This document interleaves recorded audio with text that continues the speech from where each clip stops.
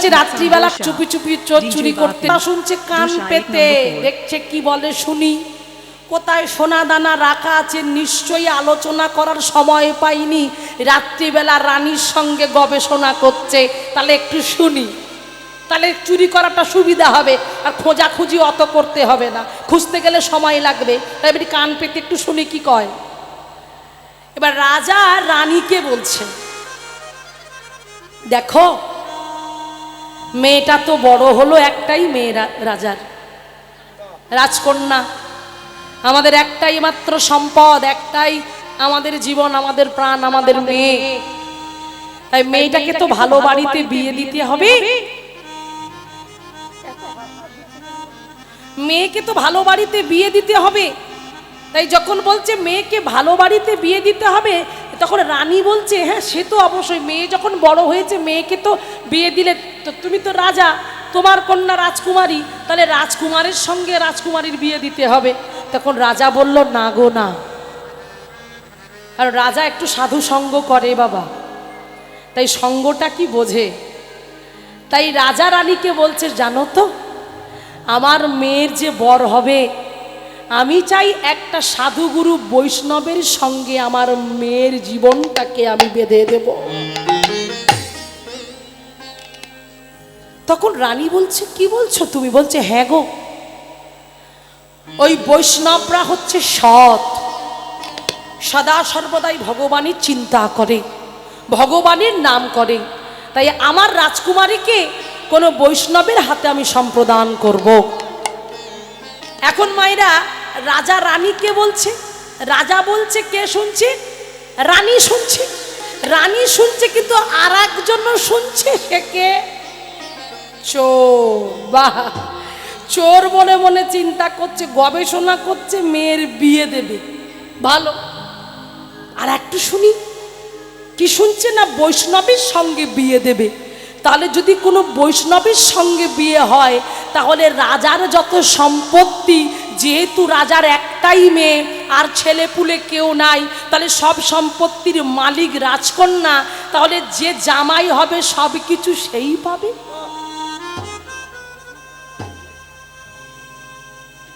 এইবার আরো ভালো করে শুনছি কি ব্যাপারটা বলে দেখি।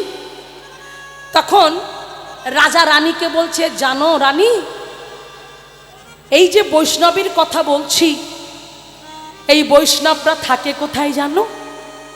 ভোরবেলা আমি যখন হাঁটতে বের হই, দেখি নদীর ধারে বসে বসে হাতে নামের মালা নিয়ে, হ্যাঁ, মস্তক মুন্ডন করে, গলবস্ত্র দিয়ে, সাদা ধুতি পরে বসে বসে মালা জপ করছে। ওদের মধ্যে কোনো লোভ থাকে না, ওদের মধ্যে কোনো লালসা থাকে না, ওরা আলাদা জগতের মানুষ। তাই আমি চাই আমার মেয়েটাকে সপাত্রে দান করব। তাহলে মায়েরা দেখুন, শুনে নিল চোর কেমন ধরনের ছেলে চাই।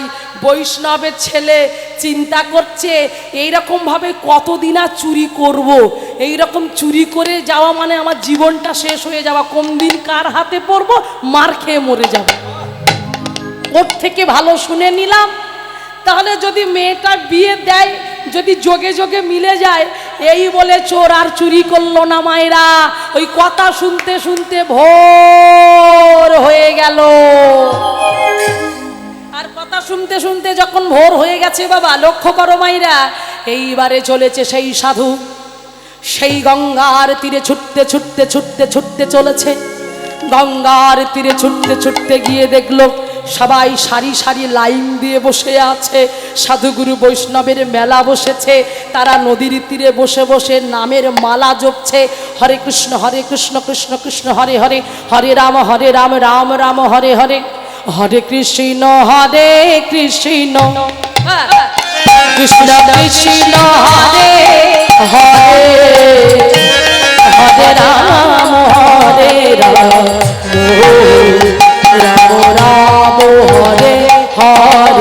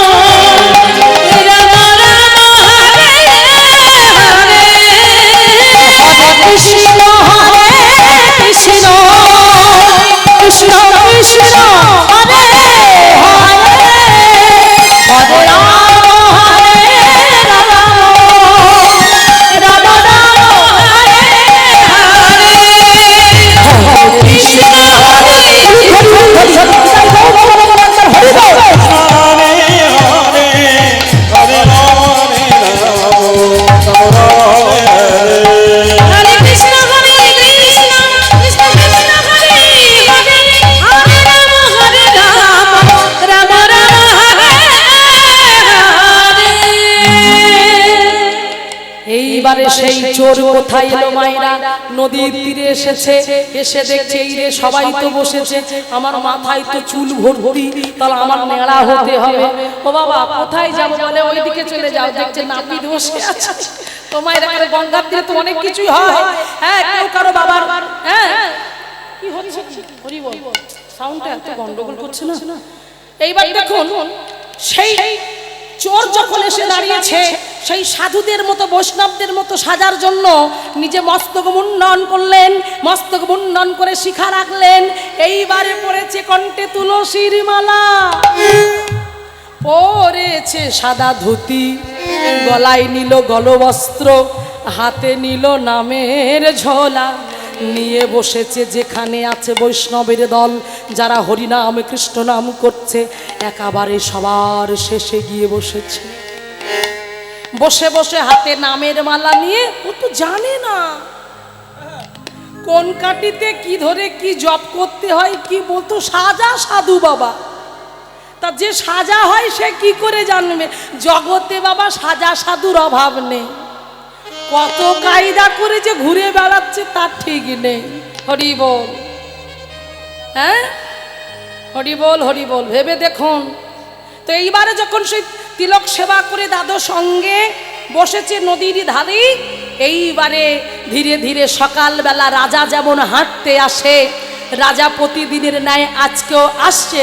ওমা ও তো আর নাম করতে বসেন, তো ধান্দা খারাপ। ও ভাবছে কখন রাজা আসবে দেখি। ও তো ওইদিকে ঝোলার মধ্যে হাতটা দিয়েছে বটে, তো কি বলছে নিজেও জানে না, তো সেকে নিজে জানবে কি করে? তো জানে না। এবার রাজা যখন রাজাকে শুধু লক্ষ্য করছে, দেখছে রাজা চলে এসেছে, তাহলে বসেছে সবার শেষে, তাহলে দেখি রাজা কি করে। এবার রাজা যখন এসে প্রথমজন যে বৈষ্ণব ছিলেন, সেই বৈষ্ণবের কাছে এসে আগে দণ্ডবত প্রণাম করলেন। দণ্ডবত বৈষ্ণব প্রণাম করলেন, তখন বৈষ্ণব ঠাকুরও দণ্ডবত করলেন, প্রণাম জানালেন। এইবার রাজা বৈষ্ণব ঠাকুরকে বললেন, হে বৈষ্ণব ঠাকুর, আপনাকে একটা কথা, প্রথম বৈষ্ণবকে বলছে, আপনাকে একটা কথা বলবো। বলছে হ্যাঁ হ্যাঁ অবশ্যই বলুন। বলুন রাজন, আপনি বলতে পারেন, কোনো অসুবিধে নেই। বলছে শোনো বৈষ্ণব ঠাকুর, আমার মনের বড় ইচ্ছা। কি ইচ্ছা বলুন? আমার একমাত্র কন্যা, আমি চাই আমার কন্যাকে সপাত্রে দান করতে। তাই আমি অনেক ভাবলাম, অনেক চিন্তা করলাম, যেহেতু রাজকন্যা সবাই ভাববে রাজকন্যাকে রাজকুমারের সঙ্গে বিয়ে দেওয়া উচিত, কিন্তু আমি মনস্থির করেছি বিয়ে যদি দিতেই হয় তবে আমি আপনার মতো এই বৈষ্ণবের সাথে আমার কন্যার বিবাহ দেব। এই কথাটা শুনে বৈষ্ণব ঠাকুর বললেন, হে রাজন, আমি জানি আপনি দেশের রাজা, আপনার কথার মান্যতা দেওয়া দরকার আমার, কিন্তু আমি যদি আপনার কন্যাকে বিয়ে করি, এই জাগতিক জড় জগতে, মায়াময় জগতে, মাইক জগতে, সংসারের জ্বালায় আমি আবদ্ধ হয়ে যাব। বলছে চিন্তা করবেন না, আমার যত সম্পত্তি, আমার রাজত্ব আমি আপনাকে লিখে দেবো। বলে ওটাই তো চাই না।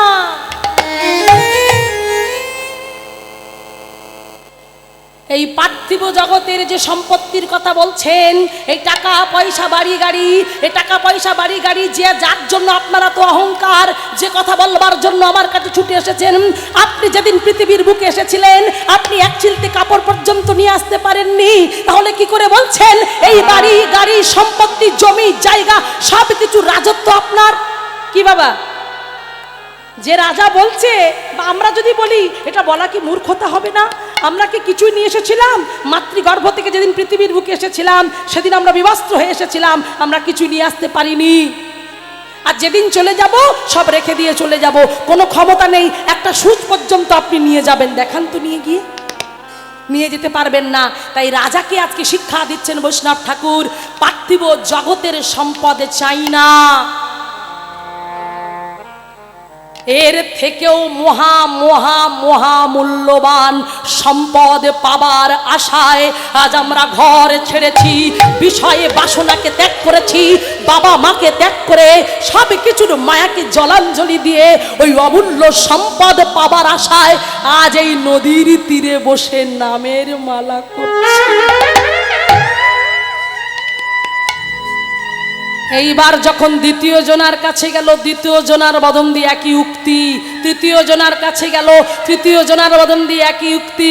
তাহলে মায়েরা এই কথাগুলোকে বলছে কারা? বৈষ্ণব ঠাকুর শুনছে রাজা, আর একজন শুনছে কে?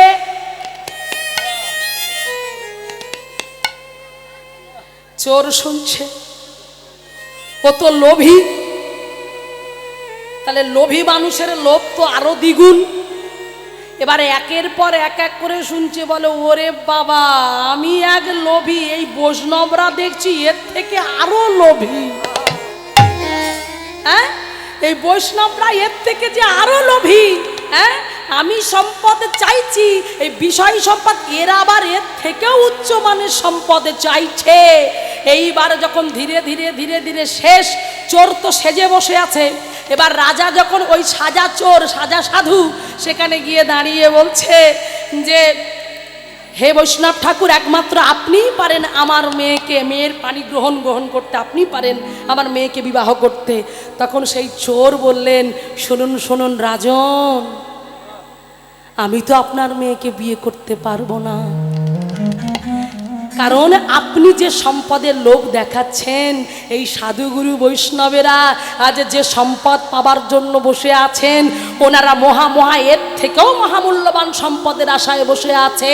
তবে এত কষ্ট করে যখন মস্তক মুন্ডন করেছি, চুলগুলো উড়িয়ে দিয়েছি, কণ্ঠে তুলসীর মালা পরেছি, দাদু সঙ্গে তিলক সেবা করেছি, ধুতি পরেছি, গলবস্ত্র নিয়েছি, নামের ঝোলা হাতে নিয়েছি, তবে আমিও অপেক্ষা করব এই মহা মহামূল্যবান সম্পদ পাবার জন্য। নিতাই গৌর প্রেমানন্দ একবার হরি বল, হরি বল।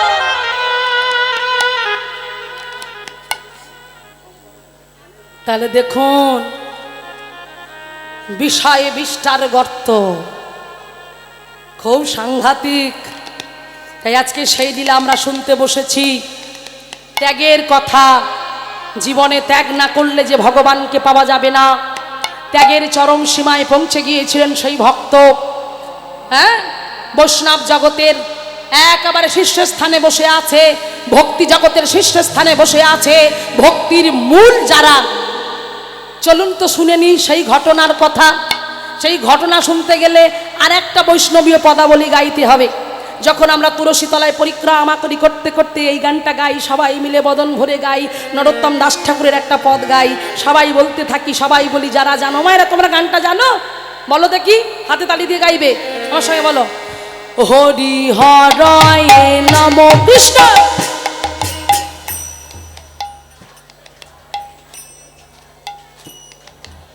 তারপর গোপাল, জোরে,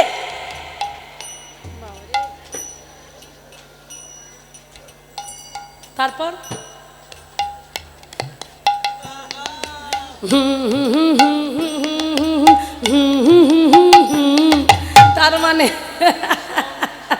তার মানে ওইখানে গিয়ে আটকে গেছে, ওই জালে গিয়ে আটকে গেছে।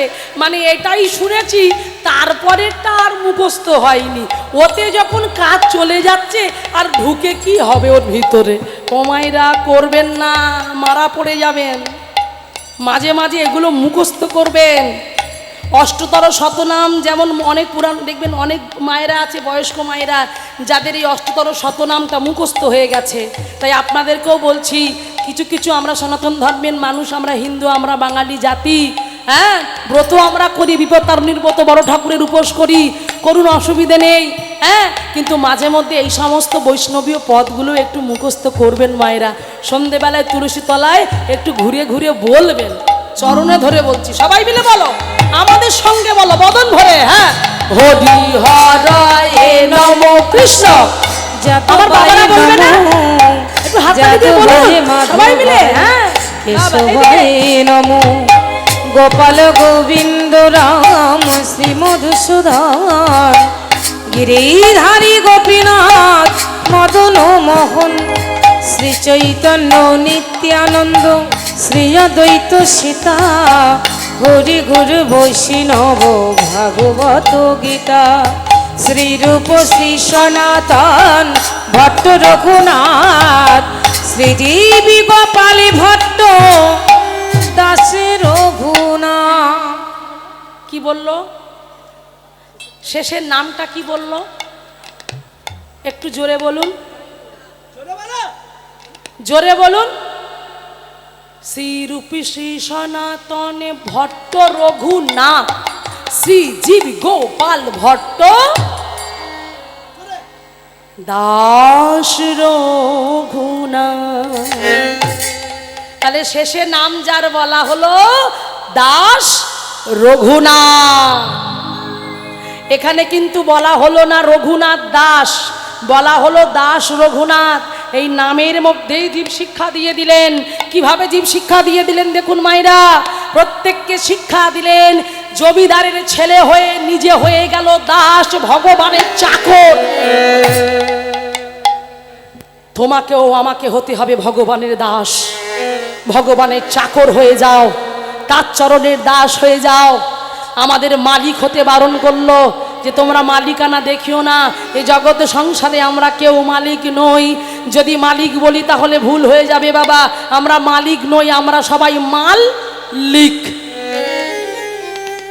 মালিক যদি বলেন কি করে গো মা? ও মাইরা, বাজারে যখন যাই দেখবেন, যখন আমাদের বাড়িতে কোনো ছেলে কিংবা মেয়ে জন্মদিন হয়, আমরা বেলুন কিনে নিয়ে আসি, কি আসি কিনা? বেলুন কিনে নিয়ে এসে বাড়িতে ছেলেদেরকে, এই তোরা ফুলিয়ে দে বেলুনগুলো। তখন কি করে তারা? বেলুন ফোলায়। কিভাবে বেলুন ফোলায়? বেলুনটা ধরে ফু দিতে দিতে বেলুনটাকে ফোলায়। আর যখন ফু দেয়া হলো, ওই ফু হাওয়ার ফলে ওই হাওয়াটা যখন ভিতরে চলে গেল, তার দ্বারাই বেলুনটা ফুলে বড় হলো। আর বেলুনটা যখন ফুলে বড় হলো, বেলুন মনে মনে ভাবছে আহারে আমার মতো এমন বড় সড়ো আর কেউ নাই, আমি বিরাট, আমার অহংকার, আমি বড় হয়েছি। কিন্তু বাবা তুমি যে হাওয়ার দ্বারায় বড় হয়েছো সে কি তুমি জানো না? তাহলে তুমি চিন্তা করছো আমি বিশাল, আমি বড়, শুধু বড় দেখেছো, কি কার জোরে হলে তুমি দেখলে না? ওই বেলুন যখন বড় হয়ে গেল, বেলুনের অহংকার, বেলুনের আমিত্ব, সেই বেলুনের গরমটাকে ঠান্ডা করতে গেলে কিছু দরকার নেই, শুধুমাত্র একটা সেফটি পিন দিয়ে জোরে নয়, জোরে নয়, টুক করে টাচ করবেন। টাচ করলে কি হবে? বেলুনটা ফেটে গেল। তাহলে ওই বেলুন ফেটে যাওয়া মানে বেলুনের আমিত্ব, অহংকার ওইখানেই সব শেষ হয়ে গেল। তাই পার্থিব জগতে জগৎকে শিক্ষা দিয়ে গেলেন, আমরাও হলাম ওই ফোলা বেলুনের মতো, আমাদেরকেও হাওয়া দিয়ে রেখেছে। আর সেফটি পিনটা আছে একজনের হাতে, তিনি কে? হ্যাঁ, এই যে এই যে ভগবান, অনাদিরাদি গোবিন্দ, সর্বকারণের কারণম, যিনি বিশাল, যিনি বিভু, যিনি বিরাট, যিনি আদি, যিনি অনন্ত, যিনি সৃষ্টি স্থিতি লয় প্রলয়কারীর মালিক, যার এক একটি লোমকূপে এক একটি বিশ্ব ব্রহ্মাণ্ড লুকিয়ে আছে, যার অঙ্গুলি হেলানে গোটা বিশ্ব ব্রহ্মাণ্ড ধ্বংস হতে পারে, যাকে আমরা ভাবি পাথর, যাকে আমরা ভাবি মাটি, যাকে আমরা ভাবি কাষ্ঠ। আজকের এখানে খেলা হচ্ছে, ভগবানের খেলা চারিদিকে ছড়িয়ে আছে, সর্বত্র বিরাজ করছে, ভগবান খেলা করছে। আর আমাদের খেলা শুধু এই গ্রামের মধ্যে খেলা হচ্ছে, কারণ সে যে বিশাল, সে যে বিভু, তার খেলা সর্বত্র চারিদিকে। সেই জন্যই তো বলছে, আহা কাকে তুমি ছোট ভাবছো, কাকে তুমি মাটি ভাবছো, কাষ্ঠ ভেবো না, মাটি ভেবো না, পাথর ভেবো না। হ্যাঁ, সেফটি পিন তার কাছে আছে। তাই তো বললেন প্রলয় সৃষ্টি তব পুতুল খেলা,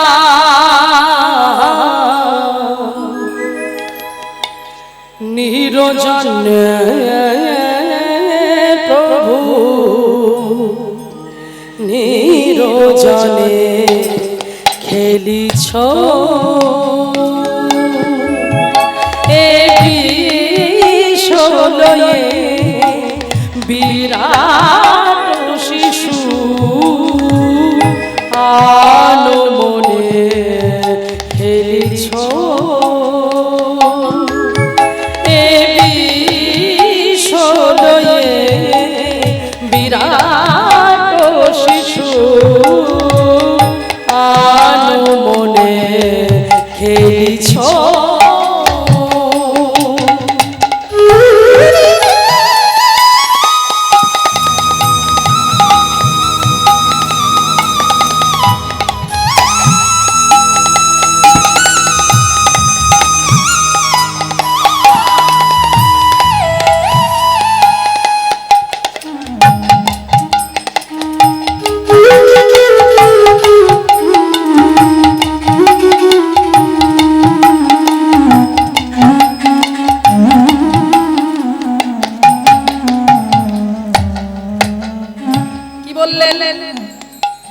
কেমন খেলা শুনে মহা আকাশে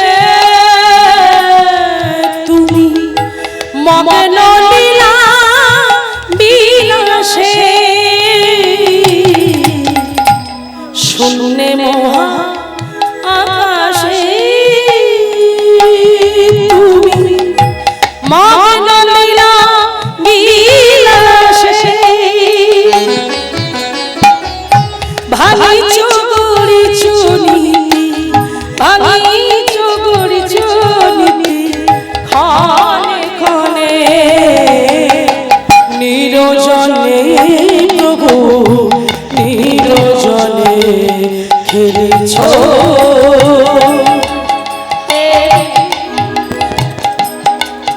বিরাট শিশু আনমনে খেলিছ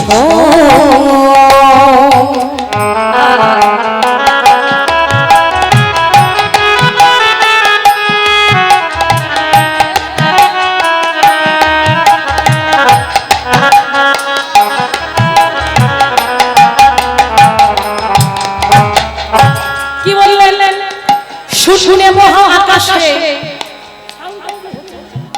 তুমি মগ্ন লীলা বিলাসে হ্যাঁ ভাঙিছ গড়িছ নীতি ক্ষণে ক্ষণে তুমি যে বিশাল তুমি যে বিরাট তুমি যে বিভু তাই তোমার লীলা খেলা বোঝা বড় দায় তুমি কখনো শূন্য পথে কখনো পুতনা রাক্ষসীর মতো রাক্ষসীকে নিয়ে মাত্র 7 দিন বয়সে পুতনাকে নিয়ে শূন্য পথে উঠে গেলে যাতে গোকুলের কোনো ক্ষতি না হয় তাই জঙ্গলে গিয়ে ওই পুতনার বিশাল দেহটাকে তুমি ফেলে দিলে আর নিজে বক্ষের উপরে খেলা করছো দেখে মনে হয় কিছুই জানে না কায়দাটা তুমি করলে কিন্তু বোঝাচ্ছ আমি কিছু জানি না বুকের উপরে খেলা করছে ওয়া ওয়া করে আবার কখনো কাঁদছে যশোমতী মা আজ বৃন্দাবনবাসী গোকুলবাসী ছুটতে ছুটতে জঙ্গলে গিয়ে দেখতে বিশাল বড় দেহ পড়ে আছে পুতনা রাক্ষসীর সেই বক্ষ মা যে খেলা করছে গোবিন্দ ওগো আমার ছেলেকে নিয়ে এসো কে কোথায় আছো পুতনার শরীর বেয়ে এইভাবে গিয়ে লাফিয়ে ওই ভগবানকে তুলে নিয়ে এলো কোলে ফিরিয়ে দিল তাই তার মহিমা বোঝা বড় দায় তাই মুসলমান কবি আজ তিনি মুসলমান হতে পারে বাবা তার অন্তরটা বৈষ্ণবত্বে পরিপূর্ণ ছিল ভগবানের অনেক গান তিনি লিখেছেন প্রচুর গান এত গান তিনি লিখেছেন আজ যে গান আমাদের কাছে নজরুল গীতি হয়ে উঠেছে বিদ্রোহী কবি কাজী নজরুল ইসলাম আমরা মানুষ হয়েছি সনাতন ধর্মের হিন্দু বাঙালি জাতি হয়ে আমরা যে কাজ করতে পারিনি আজ পৃথিবীর বুকে এমন একটা কাজ করে দিয়ে তিনি প্রত্যেকটা জীবের অন্তরে পূজনীয় হয়ে উঠেছেন কাজী নজরুল ইসলাম সেই নজরুল ইসলাম আজকে জগৎকে শিক্ষা দিয়ে গেল তোমরা কাকে ছোট বলছো কাকে নকুলদানা দাও কাকে বাতাসা দাও কাকে পাথর বলো কাকে মাটি বলো কাকে কাষ্ঠ বলো বলো না সেই ভগবান যার খেলনাগুলো শুধু দেখো আমরা দোকান থেকে কি খেলনা কিনে নিয়ে খেলি আর ভগবান কি খেলছে দেখো আহা তারকার রবি শশী খেলো না তব হে উদাসী পড়িয়া আছি রায়ের কাছে রাশি রাশি। তাহলে ভগবানের খেলনা কি দেখো, তারকার রবি শশী তারা, হ্যাঁ সূর্য চাঁদ, তারা আজকে খেলা করার জন্য, ভগবানের সেই চরণ পাবার জন্য, রাতুল রাঙা চরণ পাবার জন্য, যে চরণ পাবার জন্য কত মুনি ঋষি ধ্যানী যোগী ধ্যানে করে ওই চরণ পায় না। আজ সেই চরণে সেই তারা সূর্য চন্দ্র সবাই নেমে এসেছি গোবিন্দের চরণে পড়ে বলছে, প্রভু তোমার চরণে ছাড়া কোনো না গো, ওই চরণে আমাদের আশ্রয় দাও গো, আমাদের চরণে ছাড়া করো না গো। এইবারে দেখো কি করলো, যখন চরণটা ধরেছে চন্দ্র সূর্য তারা, এবার গোবিন্দ খেলা করছে ঠিক ফুটবল যেমন মারে, পা দিয়ে খেলা করছে। তাই তো তাদের মনে বড় আনন্দ, তাই তিনি লিখলেন এইটাই ভগবানের খেলা। তারকার রবি শশী খেলো না তব হে উদাসী পড়িয়া আছি রায়ের কাছে রাশি রাশি। নিত্য তুমি এই উদাস, তুমি সুখে দুঃখে আমি নিত্য তুমি এই উদাস,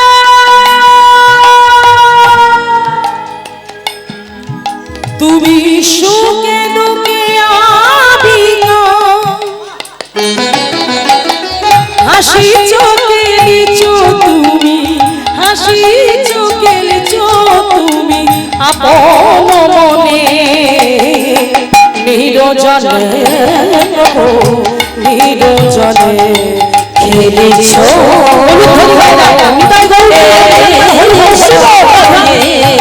বিরাট শিশু আলমে খেলেছ বিরাট শিশু আলমনে আলমনে আলমনে খেলেছ।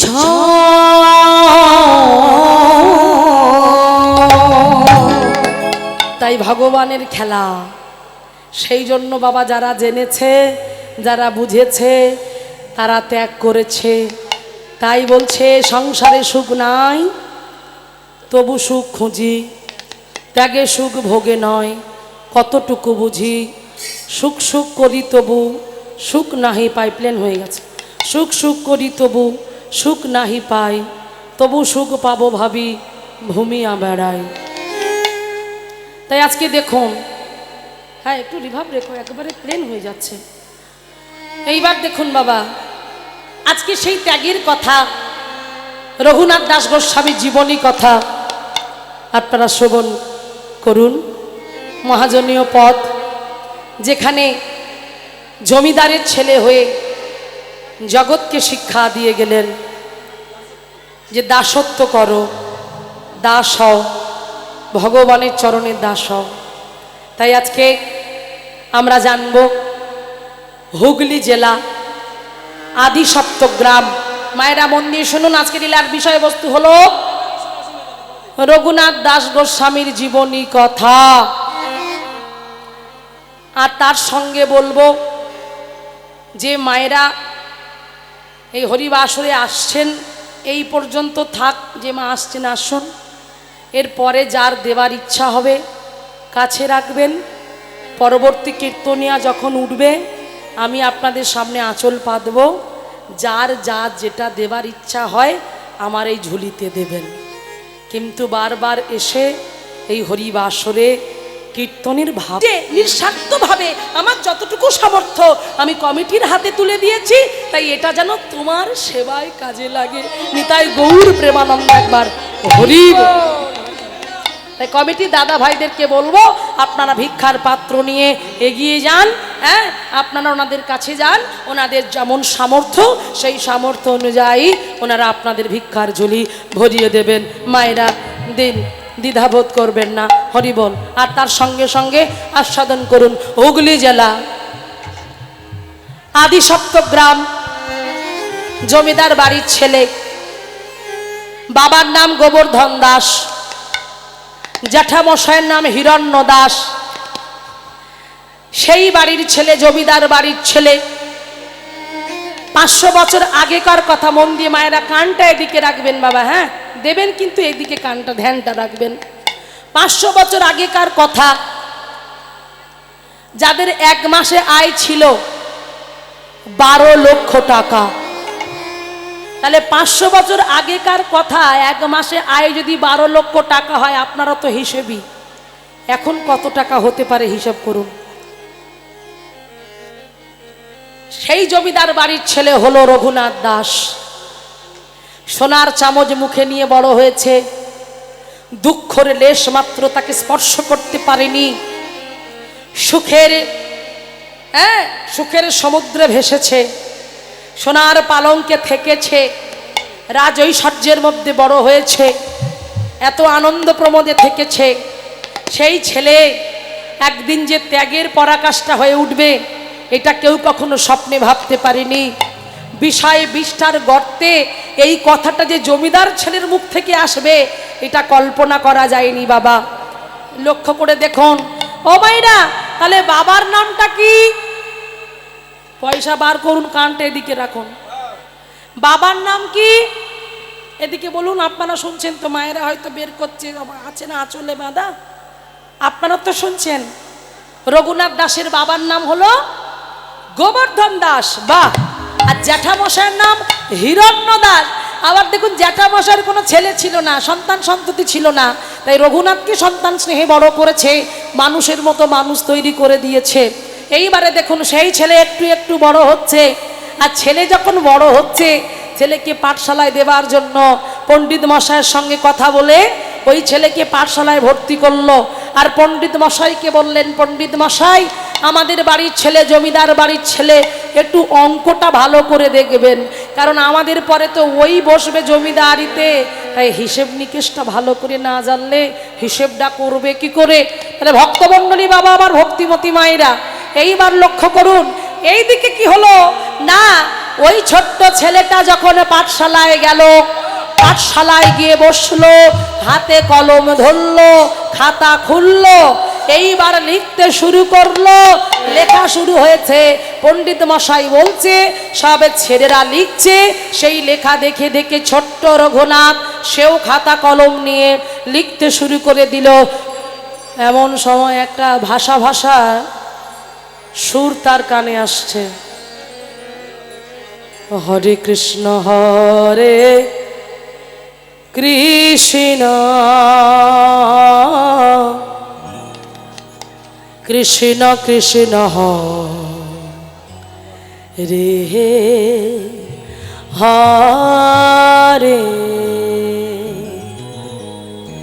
হরে রাম হরে রাম রাম রাম হরে হরে। লিখছে কিন্তু হরে কৃষ্ণ কৃষ্ণ কৃষ্ণ কৃষ্ণ হরে হরে হরে রাম হরে রাম রাম রাম হরে হরে। হরে কৃষ্ণ হরে কৃষ্ণ কৃষ্ণ কৃষ্ণ হরে হরে হরে রাম হরে রাম রাম রাম হরে হরে। এইবার দেখছে গানটা আসছে কোথা থেকে, কান পেতে শুনলো। আর ছেলেগুলোকে বলছে, এই একটা গান শুনতে পাচ্ছিস? বলে হ্যাঁ, এই যে এখানে পাঠশালা, ওই পাশটায় আছে মন্দির, রাধা গোবিন্দের মন্দির। জানিস আমাদেরই বাড়ির কাছে তো, সবাই ওখানে কীর্তন করে, হরিনাম করে, কত সাধু সন্ন্যাসীর মেলা বসে, সবাই কৃষ্ণ নাম করে, হরি নাম করে। হ্যাঁ রে, শুনে নিল। এইবার শুনে নেওয়ার সঙ্গে সঙ্গে হৃদয়টা মার্জন হচ্ছে ধীরে ধীরে, কৃষ্ণ নাম ভিতরে প্রবেশ করছে। কৃষ্ণ কৃষ্ণ কৃষ্ণ যার কর্ষণ করার ক্ষমতা, সেই তো কৃষ্ণ, ভগবান কৃষ্ণ। ও মা, লোহা আর চুম্বক পাশাপাশি থাকলে বলো তো কে কাকে আকর্ষণ করে? বলো। চুম্বক, হ্যাঁ, মন খুলে বলো না, আমি তো তোমাদের ঘরের মেয়ে রে বাবা, পর তো নই, বলতে পারছো না? চুম্বক লোহাকে আকর্ষণ করে। হ্যাঁ, তো দেখুন, তো চুম্বক যখন লোহাকে আকর্ষণ করে, তাহলে চুম্বক মানে এখানে চুম্বক বলতে কাকে বোঝাচ্ছে? গোবিন্দকে বলছে চুম্বক, তুমি চুম্বক। তাহলে চুম্বক রূপী গোবিন্দ লোহারূপী ভক্তের অন্তরে গিয়ে তাকে আকর্ষণ শক্তি প্রতিফলিত করে, তাকে আকর্ষণ করে যেন বলছে, রঘুনাথ বেরিয়ে আয়, রঘুনাথ বেরিয়ে আয়, রঘুনাথ বেরিয়ে আয়। রঘুনাথ ওই আকর্ষণ শক্তি প্রবেশ করলো। পাঠশালায় অত ছেলে ছিল, কারো অন্তরে গিয়ে আঘাত করলো না, কারো অন্তরে গিয়ে তোলপাড় করলো না। রঘুনাথের অন্তর তোলপাড় করে উঠলো, থাকতে পারলো না রঘুনাথ। চুপি চুপি চোরের মতো ছুটতে ছুটতে যাচ্ছে। হরে কৃষ্ণ হরে কৃষ্ণ, কৃষ্ণ কৃষ্ণ হরে হরে, হরে রাম হরে রাম, রাম রাম হরে হরে। বলো হরে কৃষ্ণ হরে কৃষ্ণ, কৃষ্ণ কৃষ্ণ হরে হরে, হরে রাম হরে রাম, রাম রাম হরে হরে। কৃষ্ণ হরে কৃষ্ণ, কৃষ্ণ কৃষ্ণ হরে হরে, হরে রাম হরে রাম, রাম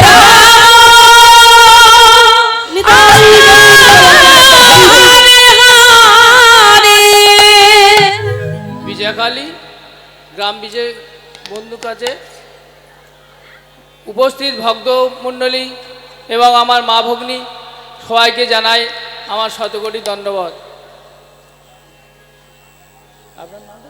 সুভদ্রা এই কীর্তন গান বা ভক্তি এই শুনিয়া দেখিয়া সবাই আমরা সন্তুষ্ট হইয়া আমাদের কমিটির তরফ থেকে দিদিকে আমরা উপহার করিলাম।